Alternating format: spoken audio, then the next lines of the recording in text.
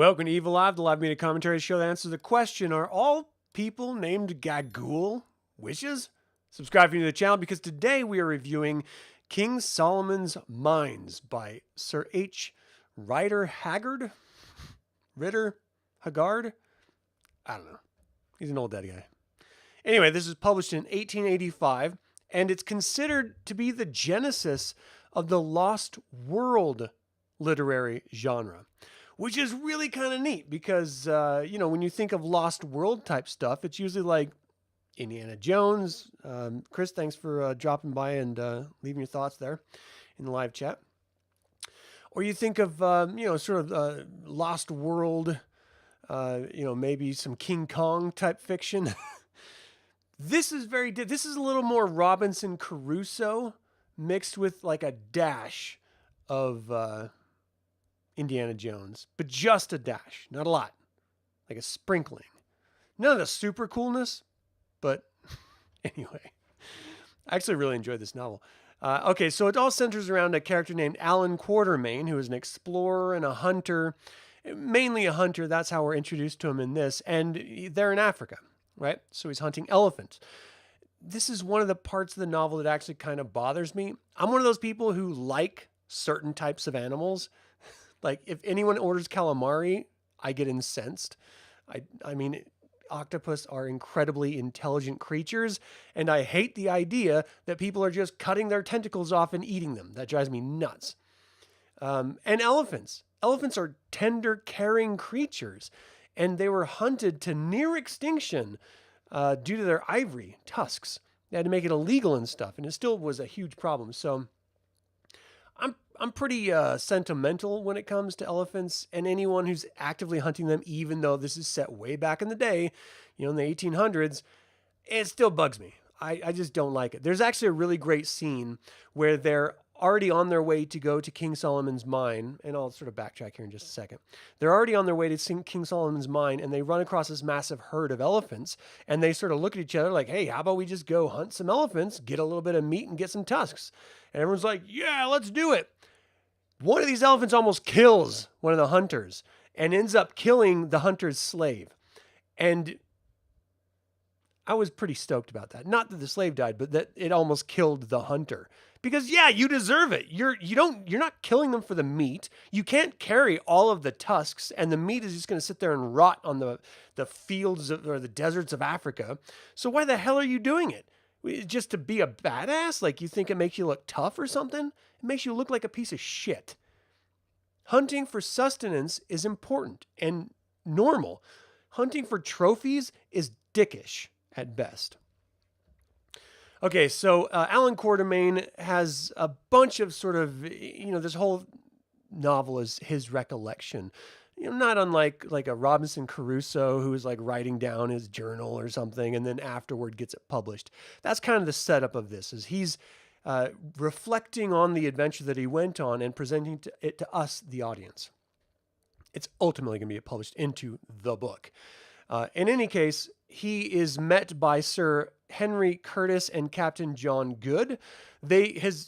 Allan's reputation has preceded him as a great hunter, and they are sort of interested because they heard he might know something about King Solomon's mine, which Sir Henry Curtis's brother went searching for, and he is looking for his brother. Turns out King Henry's brother did in fact reach out to Allan Quatermain and actually got a form of a map to the mines, which is all the way across the African desert in the sort of northwestern area of Africa. And again, this is set in a time where we didn't know as much as we do now, which we still know very little about our own history, about African history, right? So there's a lot of information in here that is whole cloth, just made up, because they just didn't know in this time. They speculated some things and just sort of added on to it. And so ultimately, the whole idea of King Solomon's mines is from the biblical time, which I know very little to nothing about. And the setup is that King Solomon had these mines in Africa where he dug up an incredible amount of diamonds. These diamonds never left that area, and so presumably they remain. However, there's probably some other cultures existing in that area as well. Whether it's descendants of that line of King Solomon or whether they came in after the fact is unknown, but it's speculated that there's probably other people there. And so any adventurer worth their salt wants to explore new areas, and if they can get rich in the process, all the better, right? That's really the setup of Sir Henry Curtis's estranged brother, really. And it just so, sort of happenstance for the sake of the novel, Allan was approached by this Spanish explorer years before, who was a descendant of one of the original Spanish explorers that discovered King Solomon's mine but never returned. This map that was handed down was then passed on to Allan, who then kept it in strictest confidence until Sir Henry Curtis's estranged brother came asking him about it, in which he wrote a quick map and then sent him on his way. Never thought about it again until the happenstance of Sir Henry and Captain John Good meeting Allan. And so then they're like, oh, wait, is this you? You're the one who knows about this? And then Allan tells them all the history, and they get to know each other, and they proposition him saying, look, I want you to help me get over those mountains. They're like references like Sheba's breasts or something, because they're like these two very large mountains that are sort of snow-capped where the areola and nipple would be. So that's just how they reference it. And again, this is one of those novels that's of the time, meaning there's a couple references to the N-word.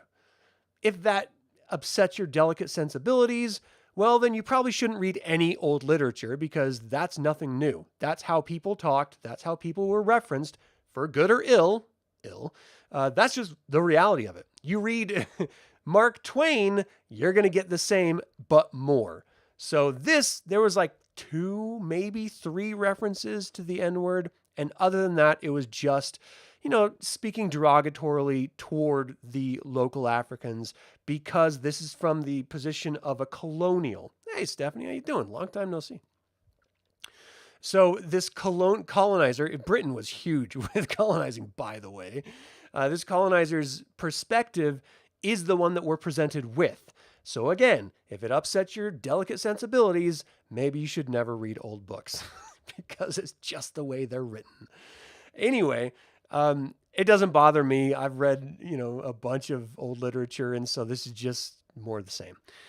So ostensibly, they have to then get a team together. And this is sort of the Ocean's 11 type sequence at the beginning of the novel, where they're going around. They have to get a bunch of, they don't call them slaves, but ostensibly that's what they are. They're just men for hire, but they're not really paid anything, except for like food and, existence, like a slave. They're promised that they might get some form of a share. What that takes the form of is never realized, because they eventually only leave with one, or they only survive with one of their servants. Now, this is a guy named Infidus, who ends up being, Umbopa, who ends up being someone of great significance once they get to the area of King Solomon's mines.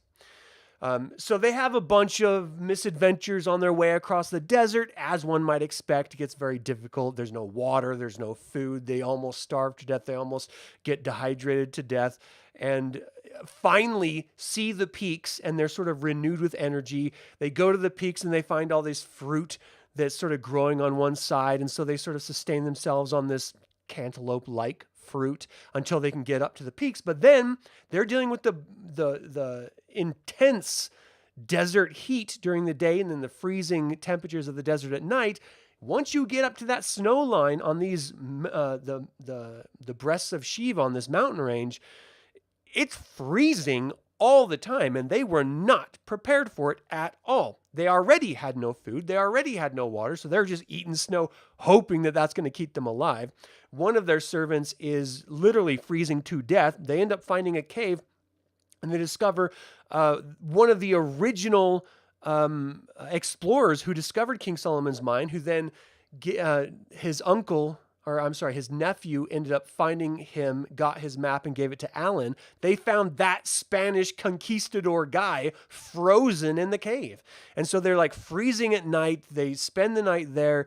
They're dehydrated. They're starving. One of the servants dies, and they end up like putting the rigor mortis set in frozen servant next to the old Spanish conquistador, take all of his information, and they go on. They meet this African tribe.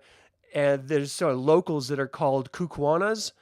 This totally, as far as I know, totally made up tribe in Africa in this area that's just sort of isolated amongst this area, and they've only existed in this one specific area.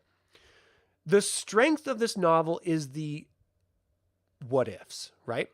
Because we don't know everything about African history, it suffered immensely in the end of the Dryas, the last ice age melting. What is it called? There's something Dryas age. Anyway, Africa was wiped away, especially the upper west side of the continent, completely wiped away by glacial runoff. And it devastated tons and tons of entire civilizations that existed there. We see remnants, which is sort of believed nowadays in modern parlance as being what is the remains of Antarctica. I'm sorry, not Antarctica, Atlantis, because of some concentric rings that are remaining there that were below sea level at the time, but now has just been sort of scraped and washed away and thrown into the ocean. But there's civilizations, because it's a war-torn, clan-controlled territory, you can't just go in and explore it. You're murdered if you go in there. We're interlopers, anyone who's from Western society. And so there are still places like that on this planet where you just cannot figure anything out. The best you can get is satellite data, but that doesn't tell you anything. You got to get on the ground and start digging to really get any information. So this presented this idea of, well, what if there was this ancient civilization that lived there and they still had this remains of this ancient kingdom? Another more primitive culture came in and just sort of settled the land. And that's something that has happened over and over again in our ancient human history. We see evidence of it all over. Göbekli Tepe, or Göbekli Tepe, is intentionally buried proof evidence of a civilization that was much more advanced before the last ice age, doing things that weren't even supposed to exist until hundreds of thousands of years after, not hundreds of thousands of years, thousands of years after the ice age. And so it proves that this is a reoccurring event throughout all of the Earth's history. Human beings form some form of a society, some great disturbance, cataclysm happens, whether it's a meteor coming down, polar shifts causing global temperature changes, ice caps melting dramatically, wiping out civilizations, sea levels rise, wiping out civilizations, and then other civilizations come in and build on top of those. That just has happened over and over so many times in our human history. We just have no idea how old we actually are. And that's why I love stories like this, because it sets that premise up on its face. There's this ancient civilization. Okay, so they get to this ancient African country, ostensibly called Kukwanas, and it's taken over by this king who was implanted there by this ancient witch named Gagul. The brother of the king was a sort of weakly, weaker twin. And so Gagul took him away, raised him in secret, brought him back, had him murder the king. And so the wife and the son of the king were exiled. They sort of ran off and were never heard from again. Turns out one of the servants, Umbopa, ends up being the son of that king. His name is Ignosi. And so the heroes come into the civilization and they call themselves, this is the funniest damn thing too, white men from the stars, because they have rifles. This civilization has never seen that technology before. They've never even experienced it. And so he's talking as if we are from the stars and I can kill people with a sound. Watch. And so he kills an animal just with his rifle. Of course, it makes a big booming sound and the animal falls over dead. He is a renowned hunter after all. And everyone's amazed and surprised, oh, they're gods from the sky. They're sky people. Which also is exactly something our own ancient ancestors, the Egyptians, the Mayans, the Incas, literally every ancient civilization has said that they were taught in their ancient prehistory by men with men with beards and flowing robes that came from across the sea and taught them how to do everything. These are regularly occurring ancient historical myths in our actual world. And it's just so funny because it tells you that, yeah, we probably were in our ancient times, we had different civilizations that were advanced at different rates. We are currently sitting in a world where that is a situation right now. So why wouldn't it be the same 20,000 years ago, right? And so it's just this believable idea that anyone who comes to your ancient civilization that is of advanced technology is seen as a god and will be treated as a god if they're allowed to not show their mortality and if they want to go along with the ruse. I personally think that's what all of our old stories are, of people coming from the sky and teaching us, and people coming from across the sea and teaching us how to sort of advance civilization and learn agriculture and stuff. I think it was just more advanced civilizations on this planet that have since been wiped out because of catastrophe that taught broken civilizations or infant civilizations that survived those catastrophes. And this story sets that up in a very believable and perfectly understandable way. And then you can then extrapolate and just imagine how that would apply to actual history, even though this is all fictional in this story. So they're seen as these sort of ancient godlike creatures that came from the stars, as sort of immortal. One of the guys, when they were stumbled upon by this native tribe, had his pants off, and he was like trying to shave his raggedy beard from going across the desert, and only half of his beard was shaved. He has dentures in his mouth, and he has one glass eye. And so they come upon him pantless with these great white, stark white legs, and they're shocked by the white legs. They're shocked by how hair only grows on one side of his face, and the fact that his teeth can come out and go back in at will. They're just like, you must be a god. Who else could possibly do that? Which forces this guy to never wear pants for the rest of the time he's with these people. Which is just an insane thought. He's like so pissed off and upset. He's like, why can't I wear my pants? And Alan's just like, look, you can't. They believe you're a god because you look like that. If you don't look like that, they're going to think you're a mortal who took his pants off. The idea that pants are the thing that defines a god is hilarious to me. Okay, so they take them to the usurper king, who has actually been in command for like 18 some odd 20 years. And they realize that this king is actually evil, being fed his evil nature by Gagul, the witch, who trains other witches. And they do a lot of things like, which is very common to primitive cultures. They sacrifice their own civilians for their gods. And in this case, their gods are these three deities from the mines. Ostensibly, they're just statues that represented even more ancient gods that King Solomon's era, when he was delving into the mines, had created on the outskirts of the mine itself. And so, sorry, I can see that I have a huge whisker like coming up on my face. I'm going to be seen as a god from the sky if people see that. All right, so ultimately, they have to help Ignosi kill the usurper king and then implant him as the king, which is what happens. And then, of course, in order to sort of pay for that service, they're promised they can go into King Solomon's mines and bring out as many diamonds as they want. Gagul is the only one who knows how to get into the mines, into the area where the actual diamonds exist. And so they have to threaten her / trust her to take them. She, being a woman of ancient age and ultimate evil, ends up tricking them and trapping them inside the burial chamber where all these diamonds are. And so they're literally trapped in darkness of this dungeon, of this mine dungeon, and they have to find their way out. Ultimately, they do, and they find their way back to Ignosi, who then celebrates them, but then sort of turns against them briefly because they want to leave, and he loves them as brother. They fought a war against the usurper king together.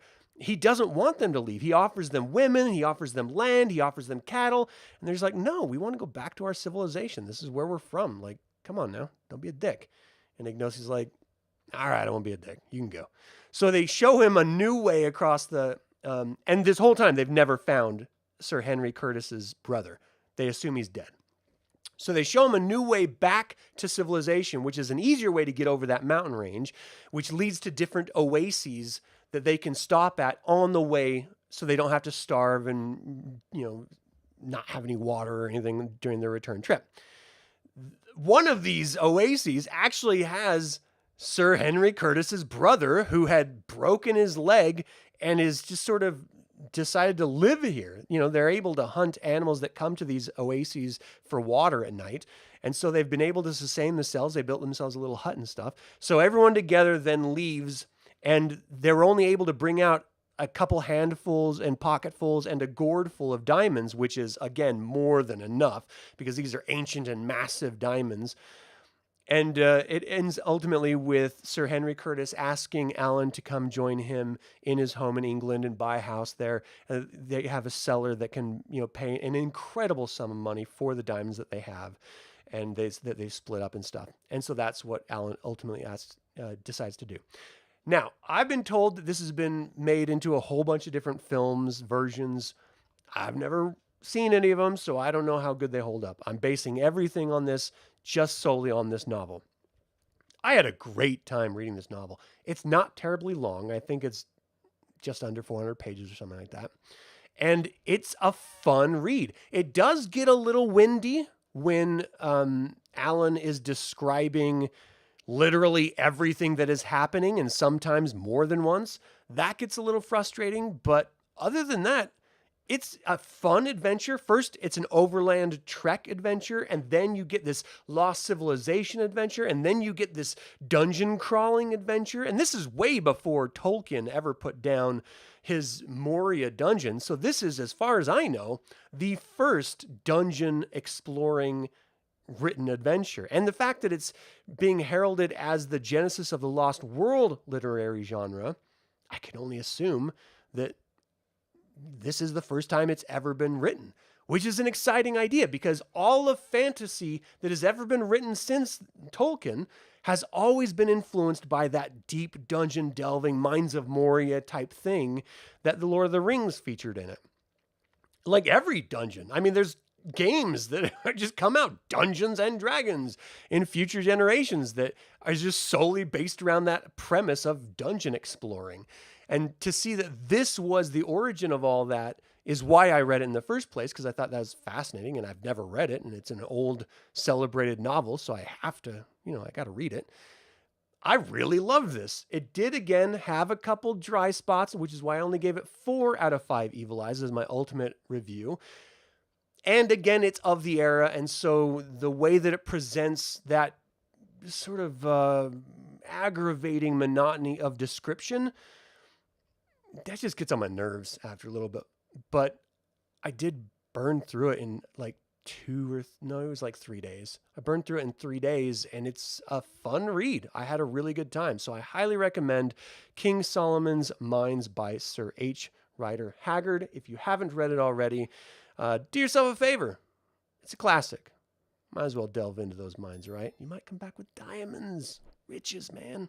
All right, there's a lot more that goes into that novel that I never covered, and you should read it just to, uncover some of those other little hidden gems of information that I didn't have an opportunity to. But I got other things to do, so I got to go. Thank you so much for tuning in, and as always, like it or not, evil spelled backwards is live, so get out there and be evil.